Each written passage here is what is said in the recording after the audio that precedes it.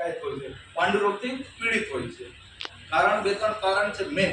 એક તો menstrual cycle, માસિક આવે, શરીરની અંદર 20 ટીપા લોહી બને અને 50 ટીપા લોહી નીકળી જાય એટલે શું થાય? લોહીના ઘટક થવાનું છે. બીજા કે આપણે ફેમિલીની અંદર મોટાભાગે શું જોવા મળે છે કે ઘરે કોઈ બી વસ્તુ બની હોય તો પહેલે જેટલા પુરુષ લોકો હોય, સૌથી પહેલા તો લાડલા આપણા દીકરાઓ જે કંઈ કામના નથી. મને બી લાગુ પડે, એમ તે બધા આપણે બહેનો બી હોય એ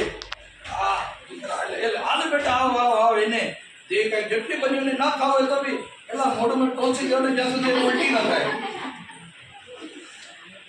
હકીકત છે. આપણે ઘરે ના હોય, આપણે ઘરની વાત નથી કરતા.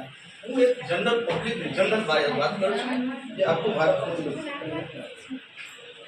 તો શું થાય છે કે ખાવા પીવામાં બધા પહેલા છોકરાઓ જમી લીધા, પુરુષ લોકો જમી લીધા, પછી જે કંઈક વધ્યા ત્યારે બહેનોને વાર આવે. ના વધે શું થાય?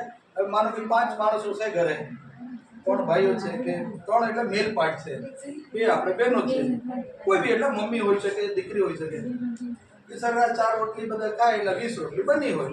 20 રોટલી બની હોય એટલે પહેલા ઓલા 3 જણા થાય ને 15 રોટલી ખાઈ ગયા. ભૂખ લાગી હોય જમીને છોકરા બધા છેલ્લા બધી કેટલા 5. આ 5 માંથી જે 4 એને ખાવાનું ગણીને બનાવ્યા હોય, 2 ના ભાગે કેટલા હોય? 2 અઢી. એને તો માન તો બેચારી એવું છે, ના ના મને તો ભૂખ નથી લાગી, મને પેટ દુખે છે, એમ કરી નાખે, નીકળી જાય, દીકરીને ખવાઈ જાય.